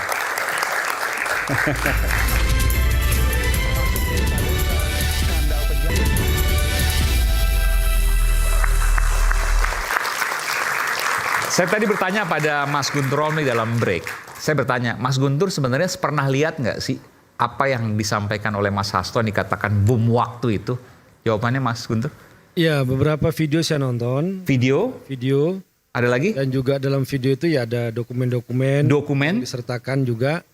dan juga bukti-bukti yang lain lah. Video itu maksudnya Ya. pengakuan atau CCTV atau apa? Ya nanti kita tonton. Kan belum dirilis ya kan, itu kan belum dirilis. Yang jelas lebih dari 5 kasus dan itu kaitan ke korupsi dan penyalahgunaan kalau saya wewenang. bisa menjawab, itu ada puluhan video. Dan Puluhan video, banyak, ya persoalan yang diulas di situ, skandal korupsi pejabat baik yang masih menjabat ataupun yang sudah mantan, penyalahgunaan kewenangan, penggunaan hukum dan sebagainya untuk menyerang lawan politik. Termasuk saya tanya terkait dengan Pak Jokowi dan keluarga? Ya ada di situ tentu saja, pasti di situ ada. Dan juga masalah misalnya selama ini perdebatan soal permintaan 3 periode dan perpanjangan masa jabatan, di situ juga ada yang akan disampaikan dan juga bukti-buktinya, termasuk juga masalah pelemahan KPK, itu juga akan ada yang dibahas di situ dan beserta bukti-buktinya. Tapi nanti kita tunggu rilisnya saja. Dan ya kalau ini muncul ya saya tidak mau mengatakan ini berlebihan. Tapi kalau saya menonton beberapa video itu ya bisa menggemparkan ya. Menunggu apa sih? Ya. Kenapa nggak dikirimkan? Ya semua sekarang? tergantung kepada Sekjen PDI Perjuangan. Apa yang beliau putuskan, kapan dirilis ya kita tunggu aja. Dan saya juga barangnya juga bukan di saya. Saya hanya Saya mendengar 3 yang disimpan Mas Hasto, Mas Andi Wijayanto dan Mbak Koni. Ya, yang tahu itu ya. Yang tahu. Tapi dan tiga-tiga diserang menurut Anda itu ya? Ya. Oke. Ya. Tadi saya mau komentar yang kasus Harun Masiku dan Hasto Kristianto. Jadi kita tidak bisa menghakimi seseorang itu bersalah hanya berdasarkan kepercayaan. Oh ini percaya, oke Ya. tadi. Tapi berdasarkan apa bukti yang Anda punya untuk menilai seseorang. Karena kalau kita bicara soal bukti yang ada di publik, seperti saya sampaikan tadi, putusan pengadilan terhadap Wahyu Setiawan, Agustiani, Saiful Bahri, itu kan putusan pengadilan yang sudah kita bisa baca di umum. Dan itu sudah punya kekuatan hukum yang tetap. Jadi dasarnya untuk melihat kasus hukum, kita kembali ke situ. Tapi kalau Anda mau bicara soal spekulasi, asumsi, bahwa ini sejak dulu memang pantas dipersangkakan, Anda juga harus baca yang dibocorkan oleh majalah Tempo ketika ada seorang pimpinan KPK tapi tidak disebutkan namanya yang diorder sejak lama untuk membungkus Hasto Kristianto, untuk mentersangkakan Hasto Kristianto, tapi dia menolak karena bagi dia ingin bekerja berdasarkan apa yang dia profesionalitas dia, bukan berdasarkan orderan. Siapa pimpinan KPK waktu itu? Dia tidak sebutkan namanya di majalah Tempo, tapi pernyataan itu dikutip oleh Tempo. Bukan Firly maksudnya? Ya saya nggak tahu ya. Siapa kan itu bisa. Tapi saya kira Tempo juga tidak akan membocorkan sumber informasi itu. Ingin saya katakan bahwa kalau kita melihat pernyataan itu memang sejak awal Hasto Kristianto itu ditarget, dikaitkan dengan kasus Harun Masiku, tapi tidak ada bukti-bukti yang menguatkan sehingga dia tidak bisa ditersangkakan. Di mana bukti-buktinya? Ya putusan pengadilan, lihat aja. Kalau memang ada bukti-bukti yang lain, harusnya itu muncul dan bunyi di pengadilan. Dan itu kan nggak ada. Selama ini kan masalah asumsi-asumsi. Makanya saya katakan tadi, kalau kita baca rilis Ketua KPK, bukan lagi persoalan kasus suapnya, tapi sudah bergeser kepada isu politik yang ditersangkakan adalah Hasto Kristianto selaku Sekjen PDI Perjuangan. Kemudian di situ di soal masalah penempatan caleg, penempatan soal masalah PAW, ya, yang itu adalah masalah internal partai, kok malah dijadikan sebagai bukti penyuapan. Tadi itu yang saya kuat. Diminta untuk membungkus Hasto Kristianto, artinya lebih kekuasaan itu. Ya, ada pihak luar, dia sebutkan itu. Ada pihak luar dari KPK untuk cepat membungkus Hasto Kristianto. Itu ya yang baik. Kalau kita baca. Saya ke Bung Andi dulu sebelum saya ke Bang Rocky. Tadi disebutkan bahwa banyak bukti, ini kaitan ke skandal ya, skandal pejabat, banyak bukti, ada video, ada dokumen, dan salah satunya menyebut juga tadi Pak Jokowi dan keluarga, 3 periode dan lain sebagainya, dan mungkin ada yang lain. Ada komentar soal itu? Ya, terima kasih Bang Iman. Kalau saya lihat ini, pertanyaan saya tadi sama dengan Bang Ade. Kenapa enggak dari tahun yang lalu atau 2 tahun yang lalu dibuka itu? Ya, satu itu. Kedua, kenapa barang bukti itu dibawa ke Rusia? Ada apa dibawa ke Rusia? Buat apa dibawa ke sana gitu loh? Kalau mau ya langsung aja bukaan aja gitu loh. Kalau misalnya Jokowi terlibat, ya langsung aja kasih apa saja itunya, buktinya. Saya rasa juga adalah petinggi-petinggi PDIP di sana mungkin di-delete di situ. Di laporan-laporan tersebut. Terjerat ya kan? juga? Ya pasti ada yang terjerat lah. Ini ibaratnya kan buruk muka cermin dibelah. Sudah pasti itu. Cuma di-delete mungkin. Ya kan? Anda nggak tahu dokumen itu jangan bilang pasti. Ini kan asumsi saya. Jangan bilang pasti kalau gitu. Pakai. Jadi gini, Mas. Pertanyaan saya itu, kalau Ibu Koni, ya dulu kan Bu Koni itu kan dari Nasdem. Dia masuk ke PDIP kan baru. Bu Koni bukan orang PDI Perjuangan. Itu saya perlu tegaskan. Bukan Dia nggak masuk ya, tapi dia mengakui dia PDIP lah. Love PDIP. Dia gitu. simpatisan, ya dia suka kepada Ibu Megawati, iya. Tapi dia bukan kader PDI Perjuangan. Oke, terima kasih informasinya. Jadi yang pertanyaan saya kenapa? Oke. Kenapa gitu loh? Kenapa nggak dari dulu gitu? Iya, kenapa dari dulu dan kenapa dibawa ke Rusia gitu loh? Oke. Ya kita kan tahu, sayang Bu Koni nggak hadir sini. Yang bisa menjawab semuanya mungkin nggak ada bukan kita semua kecuali satu orang, Bung Rocky Gerung, silakan. Pertanyaannya kenapa? Yang kedua, kenapa dibawa ke Rusia? Kenapa nggak dari dulu dibuka? Bung Aiman, Kenapa saya mau komentar dibawa ke Rusia? sedikit. Bu Koni itu baru tahu sekarang. Dia baru tahu sekarang. Dia bukan dari dulu udah tahu ini. Iya. Yang membawa, yang bilang udah tahu itu adalah Pak Hasto. Betul. Iya, Ya, Pak Hasto membawa ke Bu Koni di Rusia dengan alasan nih ya, yang disampaikan Bu Koni adalah bahwa karena mereka takut kalau ini dibukanya di Jakarta, nanti ada campur tangan KPK lagi. Karena dalam kasus ketika Pak Hasto pertama kali dipanggil ke KPK, ingat yang asistennya itu digerebek itu loh, bukan digerebek diambil HP-nya Kusnadi namanya. dalam Kusnadi ya. Karena itu dia bilang supaya jangan sampai itu terjadi, maka diselamatkan di Rusia. Tapi pertanyaan saya sama. Kenapa nggak dari dulu itu kan? Kenapa nggak dibuka di sini? Kenapa nggak dibuka di sini sekarang? Dan dari sayangnya Bu Koni sebelumnya? nggak ada ya. Pertanyaan saya begini, Bung Koni, Profesor Koni ini adalah anggota Valdai. Apa itu? Discussion Club. Valdai Discussion Club. Oh iya. Di Rusia. Di Rusia. Ya, dia kan memberikan input kepada pemerintah Rusia. Yang saya takutkan ini ada rahasia negara yang mungkin juga dia simpan di sana. Bisa saja lo terjadi. Bocor ke Rusia nanti. Bisa bocor ke Rusia. Dan itu bahaya. Bahaya kan? Apa enggak? Pertanyaan saya secara hukum, apakah itu termasuk melanggar hukum dalam undang-undang? Anda kan nggak tahu barangnya. Kok menganggap itu rahasia negara? Oke, Bung Rocky silakan Bung Rocky. Seandainya kita tidak tahu barangnya, boleh nggak kita bikin kesimpulan? Kalau datanya nggak ada, otak kita dituntun untuk tetap membuat kesimpulan. Dasarnya begitu. Tapi kita mulai dengan definisi skandal. Apa sih skandal itu? Kata skandal itu cuma ada di wilayah agama dulu tuh. Mempermainkan agama, memutar-mutar ayat itu skandal dulu.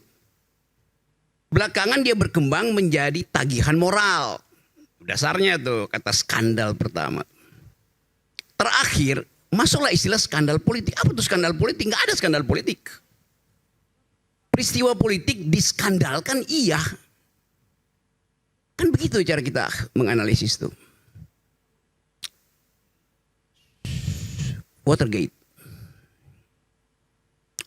Nixon turun karena skandal politik. Bill Clinton tidak jatuh padahal dia ada skandal seksual. Jadi kalau kita bilang apa itu skandal politik adalah sesuatu yang kemudian dipindahkan dari wilayah privat ke wilayah publik. Itu soalnya tuh. Apa itu? Rumor berubah menjadi gosip, gosip berubah menjadi skandal. Rumor kalau dia di wilayah privat ya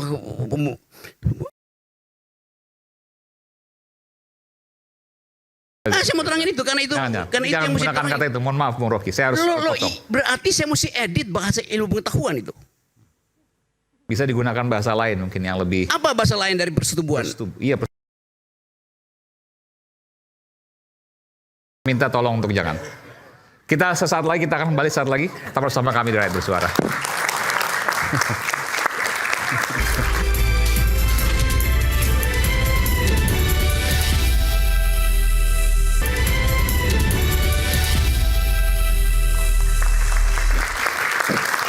kembali di Rakyat Bersuara, rakyat yang tetap bersuara, tapi tentu kita juga hadir di sini untuk kemudian bicara soal apa adanya, meskipun juga harus kita lihat bagaimana jam tayangnya juga, Bung Rocky ya. Silakan Bung Rocky. Saya lanjut ya, saya lagi terangin. Tapi janji dulu ya. Ya, oke. Saya lagi terangin apa kata skandal itu apa. Karena orang nggak tahu apa yang skandal itu. Saya tadi kasih contoh. Peristiwa Nixon turun di impeach itu karena dia bikin skandal politik, di dalamnya tidak ada urusan seks. Sebaliknya Bill Clinton bikin skandal yang isinya seks, tapi dia tidak jatuh. Jadi di Amerika lebih berbahaya memanipulasi politik daripada memanipulasi birahi itu. Dengan kata lain, kalau kita terangkan apa yang terjadi pada Bill Clinton, peristiwa dengan Monica Lewinsky berubah dari inimikus menjadi hostis. Saudara Aiman, tahu nggak artinya inimikus dan hostis? Nggak tahu kan? Bahasa Latin. Bahasa Latin ya. Aman. Anak-anak yang nonton dia mau tahu, mau tanya. Harus saya terangkan apa tuh inimikus. Jangan. Oke. Jadi buat apa? Biar googling aja. Anda mahasiswa, Anda tahu nggak apa itu inimikus, apa itu hostis? Biar googling aja, Bung Rocky. Lanjut, silakan. Ya. Saya bikin lebih lembut ya. Dalam peristiwa Bill Clinton, peristiwa diranjang inimikus dipindahkan menjadi peristiwa di talk show, hostis namanya. Dari yang privat pergi ke publik. Itu namanya skandal. Yang tadinya bukan skandal jadi skandal karena dipamerkan. Tangkap sekarang, Aiman. Saya mau ajarin juga. Supaya kita ada basis pengetahuan itu. Tetapi di dalam negara demokratis, soal privat itu urusan moral lu lah. Lu pertanggungjawabkan pada bini lu, pada suami lu, pacar lu, mantan pacar, selingkuhan, urusan. Tetapi begitu soal itu menjadi urusan transaksi untuk keseimbangan kekuasaan, dia berubah menjadi hostis, menjadi urusan publik. Yang di kita sekarang misalnya. Lebih skandalus mana? Hasto yang skandalnya diduga, atau siapa teman Hasto lagi yang gubernur itu, Andi, di dalam foto-foto itu, kan itu yang disebut skandal kan. Hasto cium pipi sama si perempuan. Andi kasih kode pada seorang perempuan. Itu inimikus. Diputar sedemikian rupa menjadi isu publik. Kan yang terjadi? Berubah menjadi hostis. Padahal itu adalah skandal dalam bentuk rumor dan gosip. Bandingkan dengan skandal yang dibuat Jokowi, abuse of power. Langsung dia hostis, nggak ada inimikus di situ. Yang kasus Mahkamah Konstitusi. Di situ fairnessnya kita mesti lihat tuh. Terang-terangan dicatat di dunia internasional. Bahwa Jokowi bikin skandal yang sifatnya hostis. Berbahaya bagi publik. Itu fairnessnya di situ. Nah sekarang yang terjadi adalah orang menduga apa yang ada di kotak Pandora di Rusia itu yang kuncinya dipegang oleh Koni. Apa isinya?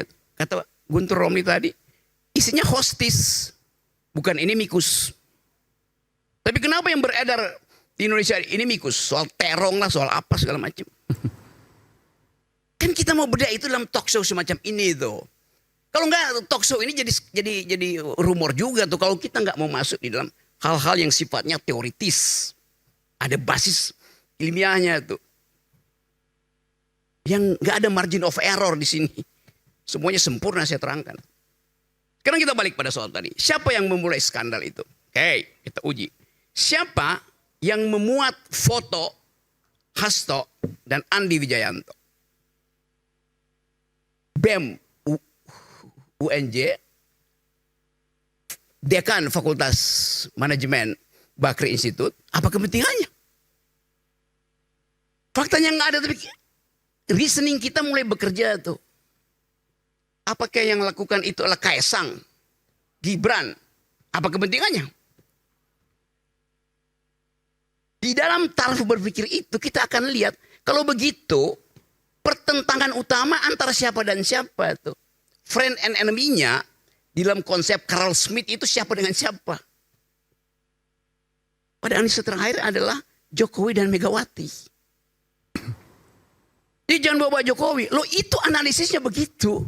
Kalau otak kita mau kita pakai sempurna tuh. Maka di dalam paradigma itu kita uji skandal-skandal ini. Hasto diskandalkan pasti oleh orang dekat Jokowi. Boleh. Orang kedua dekat Jokowi. Boleh. Orang ketiga dekat Jokowi. Boleh. Tapi kalau itu berarti ada orang ke-17 dekat Jokowi. Tetap dia adalah proksinya Jokowi. Sama aja logiknya.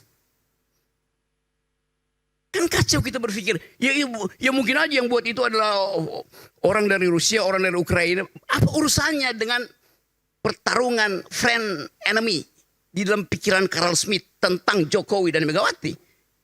Konstruksinya begitu, cara berpikirnya tuh. Jadi kalau saya pastikan bahwa foto itu disebarkan oleh Jokowi, siapa yang mau bantah? Faktanya memang ada faktanya, tapi reasoning saya mengatakan itu. You bantah reasoning saya, bukan bantah faktanya tuh. Assalamualaikum warahmatullahi wabarakatuh. Ada jawaban? Silakan. Ya, saya terus terang nggak nangkep tuh apa yang ingin disampaikan oleh Rocky. Saya nggak peduli, ini sudah bicara. Pakai ini. Ya, saya nggak peduli siapa nangkap, siapa nggak nangkap. Yang penting tesis saya, dalil saya, pengetahuan teoritis saya, reasoning saya sudah terangkan. Oke. Karena saya nggak tahu, saya nggak nangkep. White coffee dulu deh, white coffee. Karena ada black skandal. Ya, jadi itu penjelasan yang menarik. Tapi pertanyaan besar kita kan pada hari ini adalah bukan itu. Bukan soal siapa yang menyebarkan foto Hasto cium siapalah namanya. Cipika-cipiki. Cipika-cipiki. Oke. Atau siapa Andi ya, satu lagi. Kan bukan itu isunya. Ya, isunya adalah soal tadi Pak Hasto mengatakan dia punya informasi-informasi mengenai skandal korupsi. Yang menggunakan istilah skandal korupsi itu kalau nggak salah ya Pak Hasto sendiri atau Bu Koni atau Guntur ya. Yang mengatakan bahwa gue punya nih informasi semacam ini. Dan informasi ini akan bisa menjadi bom waktu. Nah kata Rusia di situ tampil karena kenapa kita menyebut Rusia? Karena memang si dokumen-dokumen dan bukti-bukti tersebut dibawanya ke Rusia. Kenapa Rusia? Ya karena KONI itu adanya di Saint Petersburg. Cuman pertanyaan kita kan belum juga terjawab. Yaitu mengapa itu tidak kunjung atau tidak ditampilkan lebih awal, dihadirkan lebih awal, mengingat kalau betul ada dokumen atau bukti yang menunjukkan bahwa pejabat A, B, C itu korup, melakukan skandal korup. Termasuk tadi logika Bung Rocky. Nggak salah kalau sebutkan misalnya kekuasaan Pak Jokowi misalnya. Termasuk ya, termasuk. Misalnya saja dia bilang bahwa saya punya bukti yang menunjukkan bahwa Kaesang atau Gibran atau Bu Iriana disebut loh oleh KONI ya. Apa sih istilahnya kaitannya sama pokoknya Ibu Iriana jangan tenang-tenang dulu ya. Jangan tenang-tenang dulu. Jangan tenang-tenang dulu ya. Ini ada informasi-informasi tentang skandal keluarga gitu ya. Betul. Nah, enggak. Ya. Ya oke. Dikoreksi kutipan skandal keluarga itu nggak ada. Oke. Jangan nambah-nambah. Oke, saya minta maaf kalau memang salah Bu Koni ya.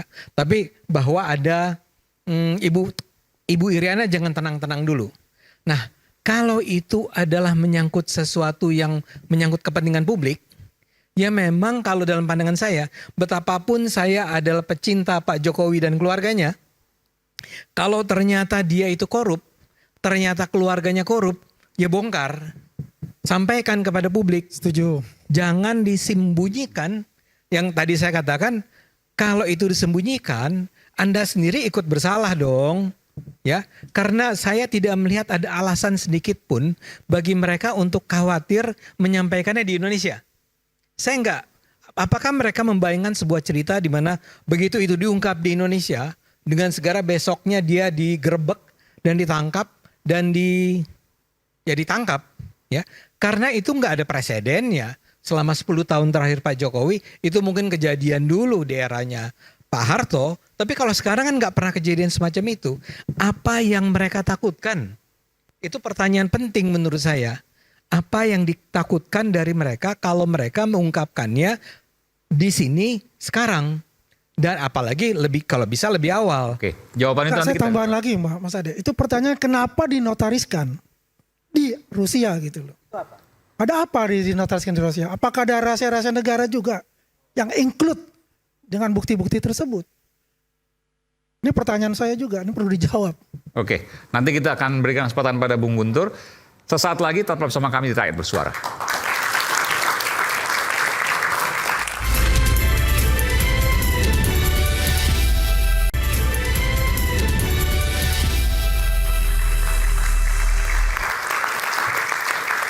Kembali sesi terakhir Rakyat Bersuara, saya berikan kesempatan pada Bung Guntur Romli. Tadi sampaikan, kenapa dinotariskan, kenapa tidak sekarang, pertanyaan masih seputar itu. Silakan sekaligus penutup.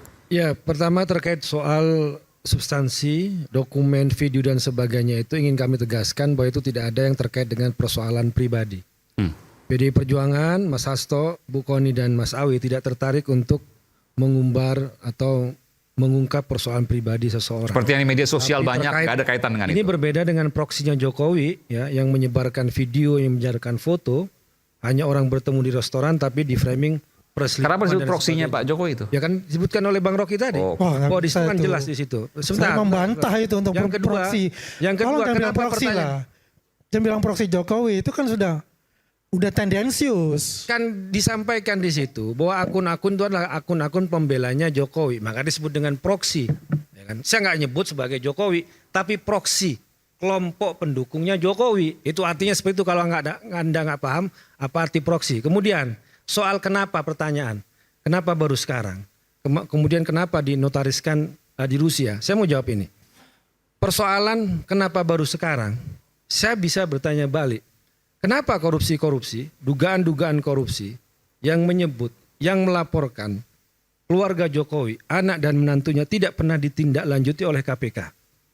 Contoh yang paling jelas menurut saya, karena ini juga diminta oleh KPK, apa yang disampaikan oleh almarhum Bang Faisal Basri, yang menemukan dugaan penyelundupan biji nikel ke China yang merugikan negara ratusan triliun, dan Bang Faisal bekerja, diminta juga oleh KPK, tapi sampai sekarang tidak terungkap karena disebut di situ Bang Faisal langsung Bobi Nasution menantu Jokowi. Kemudian juga fakta-fakta pengadilan. Saya harus mengulangi lagi, nama Kahiyang, nama Bobi Nasution juga disebut sebagai bagian dari Blok Medan. Tidak pernah diungkap di situ. Jadi kalau bicara soal kenapa baru diungkapkan sekarang, pertanyaan saya, kenapa selama ini kasus-kasus yang menyebut, yang melaporkan, ya, yang mengindikasikan termasuk laporannya Ubaidillah Badrun, dosen UNJ itu tidak pernah ditindaklanjuti oleh KPK sampai laporan itu berulang-ulang.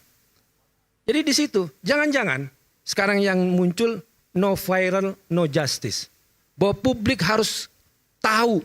Kenapa? Karena lembaga-lembaga negara ini menyembunyikan bukti-bukti selama ini. Jangan-jangan yang diungkap selama ini juga dalam tanda kutip disembunyikan oleh lembaga-lembaga negara, tidak pernah ditindaklanjuti di lembaga-lembaga penegak hukum. Inilah dokumen kemudian yang kemudian mau disampaikan kepada publik agar publik tahu, karena pemilik kedaulatan sesungguhnya di negara ini adalah rakyat. Banyak kasus, Gama misalnya, kasus penembakan, kemudian baru ada tindak lanjutnya setelah viral dan menjadi perhatian publik. Jangan-jangan kita mau benar-benar tegas memberantas korupsi kalau publik itu tahu apa itu petunjuknya, apa itu dokumennya, apa itu buktinya yang selama ini dalam tanda kutip disembunyikan oleh lembaga-lembaga penegak hukum dan dilakukan tebang pilih.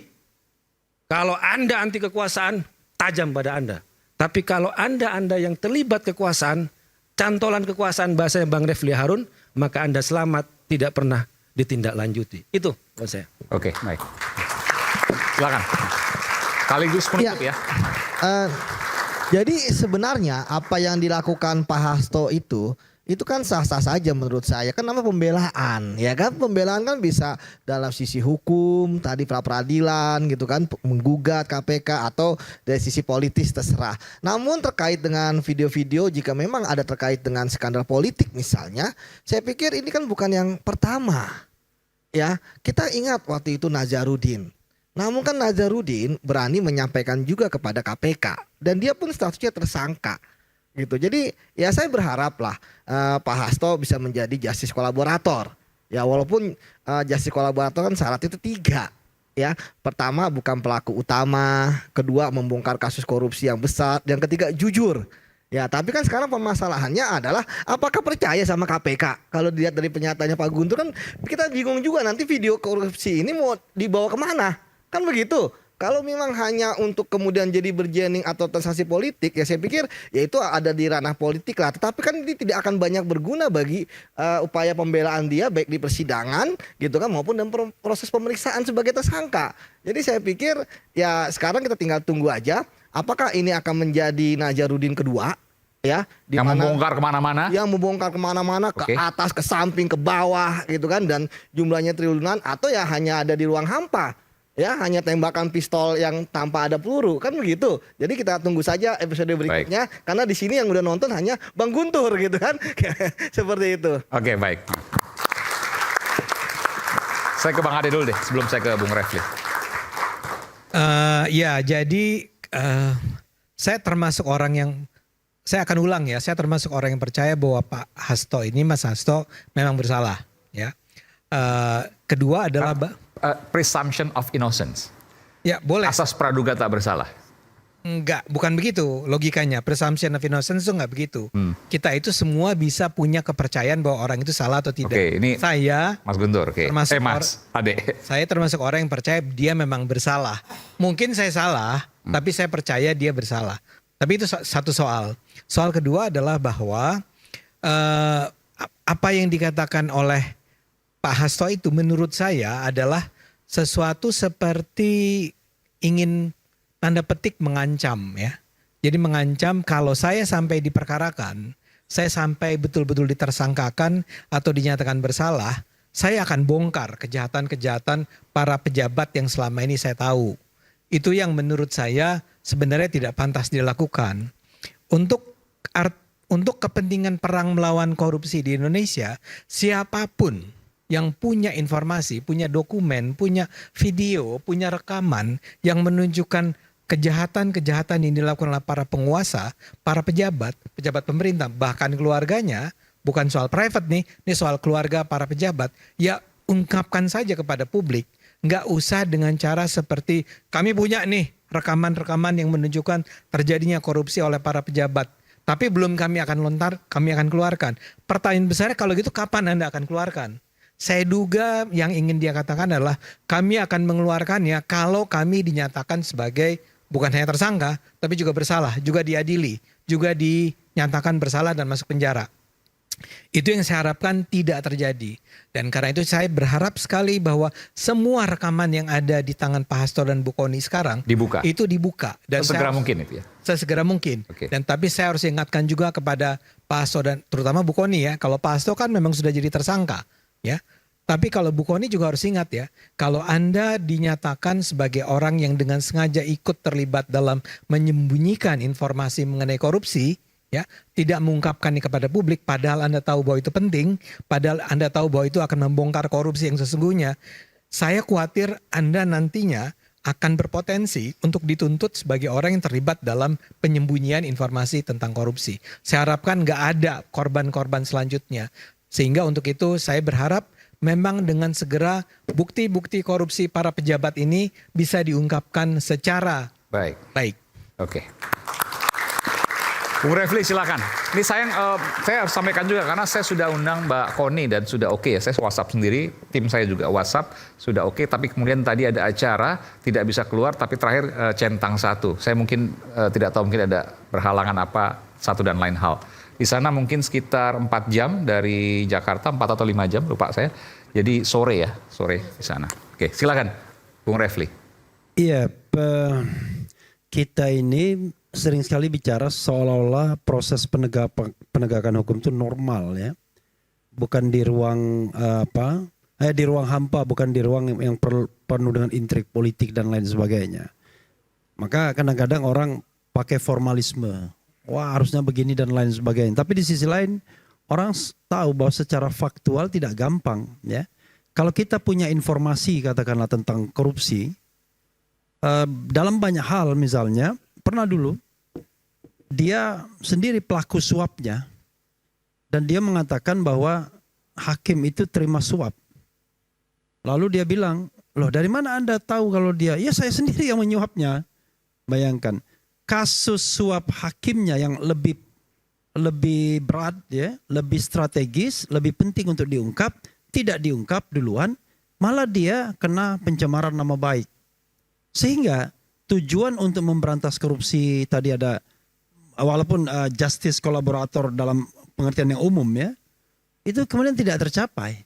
Jadi orang malas kalau seandainya punya informasi korupsi dan lain sebagainya, karena tidak hanya dia akan disibukkan oleh soal-soal seperti itu, dipanggil polisi, diperiksa dan lain sebagainya, tetapi sangat mungkin dia yang malah duluan dikriminalisasi. Ya, backfire kepada orang tersebut. Dan ini kan sudah menjadi gejala umum. Nah kalau sebuah negara yang penegak hukumnya misalnya lebih concern terhadap pemberantasan korupsi, dia tidak melihat masalah yang periferialnya ini. Soal pencemaran nama baik, soal apa dan lain sebagainya. Kasus korupsinya yang didahulukan. Misalnya tadi, kasus perintangan dan lain sebagainya tidak menjadi main concernnya.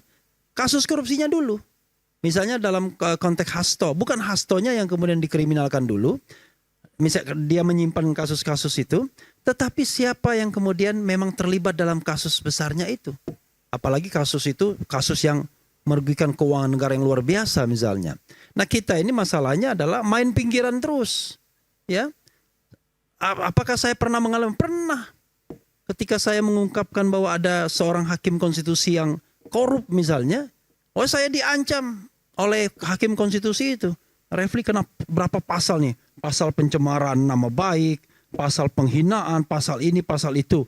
Kalau digabung katanya bakal kena 10 tahun. Iya, coba lihat, cek 2010 itu. Namanya Akil Muhtar kan. Untung ada KPK pada waktu itu yang agak menolong saya dalam tanda kutip. 2013 ditangkap Akil Muhtar dan akhirnya ketahuan bahwa memang dia korup. Kalau tidak kan masyarakat kemudian dengan kekuatan barangkali institusi Mahkamah Konstitusi, finansial, dia bisa menguasai media dan lain sebagainya. Maka seorang warga negara yang melaporkan hasil atau perkara korupsi atau perkara suap dan lain sebagainya, justru dia akan backfire ke dia. Tidak nyaman hidupnya, ada ancaman dari negara dan lain sebagainya. Jadi ancamannya bukan dari preman tapi dari negara, oknum-oknum negara misalnya. Padahal pada waktu yang bersamaan Presiden mengatakan siapa yang melaporkan korupsi itu malah di-encourage, akan dikasih hadiah. Bullshit itu sebenarnya ya kan. Yang ada adalah kalau Anda melaporkan kasus korupsi, siap-siaplah Anda report, itu tingkat yang paling minimalis, tapi siap-siap juga Anda akan justru dijadikan tersangka. Itu persoalannya. Makasih. Silakan. Ya. Saya agak heran selama ini apa yang dikaitkan dengan Pak Hasto sebagai sekjen PDIP itu selalu dengan Jokowi. Apa yang terjadi di internal PDIP selalu dikaitkan dengan Jokowi. Ini sebagai pertanyaan buat saya. Saya minta jawaban seperti itu, satu. Makanya saya katakan ini ada kayak Jokowi fobia. Kedua, dengan barang-barang bukti itu belum sisa dijawab sampai sekarang. Kenapa mesti ditaruh di Rusia? Dinotariskan pula. Ini pertanyaan yang sangat ini juga. Dengan masyarakat yang lain pun pasti akan bertanya seperti itu. Begitu pentingkah ya, harus ditaruh di sana? Apakah ada rahasia negara juga yang ikut-ikutan dimasukkan di sana. Kenapa nggak aja langsung di sini dibuka, ya kan? Gak usah tunggu-tunggu waktu lagi. Apa katakan dari Bang Ade tadi gitu loh. Jadi sudahlah, kita akhiri polemik itulah mengenai Jokowi terlibat A, B, C, D. Biarlah aja nanti di proses hukum. Kalau itu memang benar itu barang itu ada, langsung aja, gak usah tunggu-tunggu. Ini orang kebelet pipis semua nih kayak begini. Iya kan? Masih boleh pipis. Iya, kita nunggu kan gitu loh. Iya kan? Jangan sampai itu fitnah terus, yang keluar tuh fitnah gitu loh. Tapi anyway lah, bagi yang penting gini adalah kita bersama-sama yang meminta kepada Mas Hasto secara gentle, ya kan? Kalau itu ada, buka sekarang, tapi hadapilah ya konsekuensi hukum itu sebagai Hasto pribadi, bukan sebagai sekjen. Kan ini adalah hukum yang berlaku sebagai manusianya, tapi bukan institusinya. Terima kasih. Oke. Rocky silakan. Ada.